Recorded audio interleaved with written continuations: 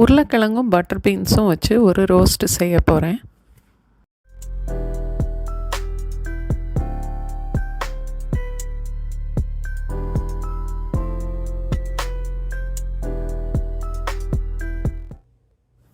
ரெண்டு உருளைக்கிழங்கு தோல் சீவிட்டு 4 துண்டாக கட் பண்ணியிருக்கேன்.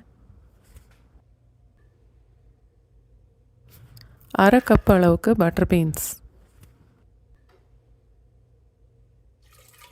1 கப் அளவுக்கு தண்ணி சேர்த்துட்டு குக்கரில் 2 விசில் வச்சா போதும்.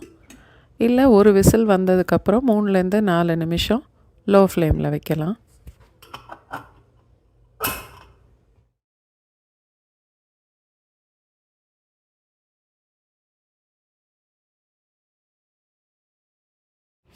மூணுலேருந்து 4 ஸ்பூன் எண்ணெய் ஊற்றிட்டு 1 துண்டு பட்டை, 1/2 ஸ்பூன் சோம்பு தாளிக்கலாம்.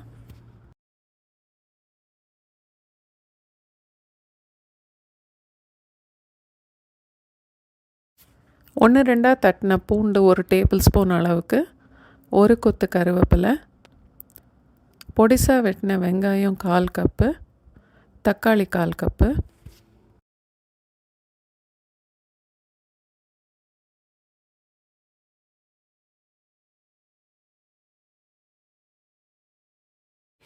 சேனல் சப்ஸ்கிரைப் பண்ணவங்களுக்கு ரொம்ப நன்றி.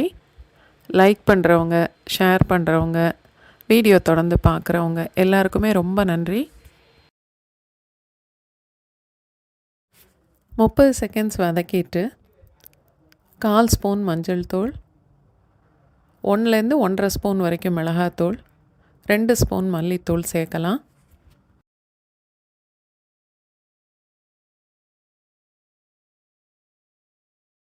தேவையான அளவுக்கு உப்பு, அதோட கொஞ்சமாக தண்ணி சேர்த்துட்டு வதக்கணும்.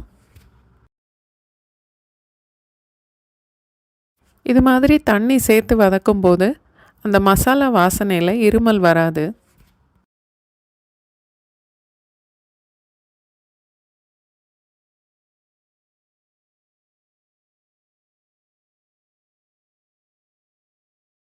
கால் கப் அளவுக்கு தண்ணி சேர்த்துட்டு லோ ஃப்ளேமில் மூடி வச்சிடலாம். 1 நிமிஷம் அது அப்படியே இருக்கட்டும்.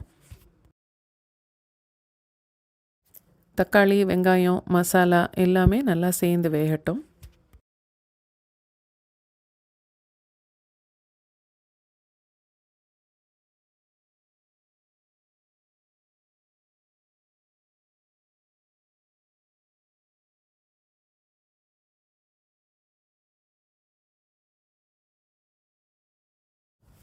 என்னோடய சமையல் பிடிச்சிருந்தா வீடியோவை லைக் பண்ணுங்கள். உங்களுக்கு தெரிஞ்சவங்களோட வீடியோவை ஷேர் பண்ணுங்கள். கொஞ்சம் மல்லி இலையும் மசாலாவோடையே சேர்த்து வதக்கிக்கலாம். இந்த மாதிரி மசாலா செய்யும்போது மல்லி இலையை கடைசியில் சேர்க்காமல் மசாலாவோடு சேர்த்து வதக்கி பாருங்கள்.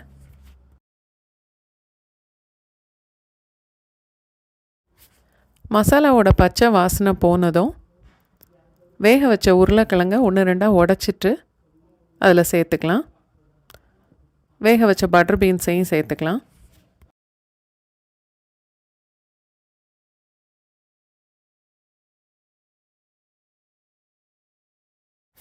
மறுபடியும் கொஞ்சமாக தண்ணி சேர்க்குறேன். மசாலாவோட உருளைக்கிழங்கு, பட்டர் பீன்ஸ் எல்லாம் சேர்த்து நல்லா கலந்துட்டு மூடி போட்டு லோ ஃப்ளேமில் ஒரு 1 நிமிஷம் இருக்கட்டும்.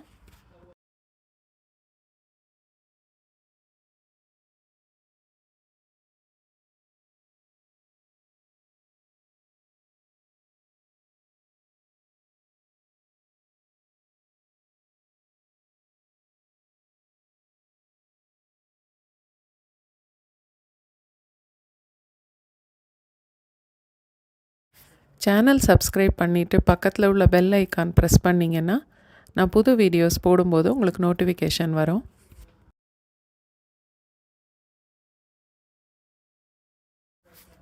இப்போ அடுப்பை கொஞ்சம் கூட்டி வச்சுட்டு 30 செகண்ட்ஸுக்கு ஒரு வாட்டி கிளறி விட்டுக்கிட்டே இருக்கணும்.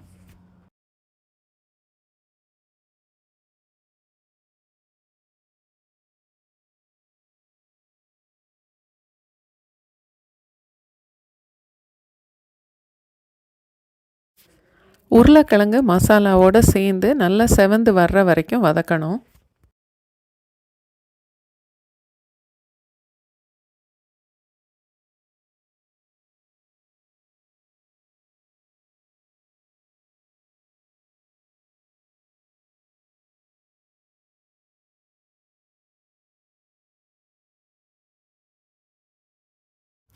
இன்னும் ஒரு 2-3 ஸ்பூன் எண்ணெய் கூட சேர்க்குறேன். அப்போ தான் நல்லா செவந்து ரோஸ்ட்டாக வரும்.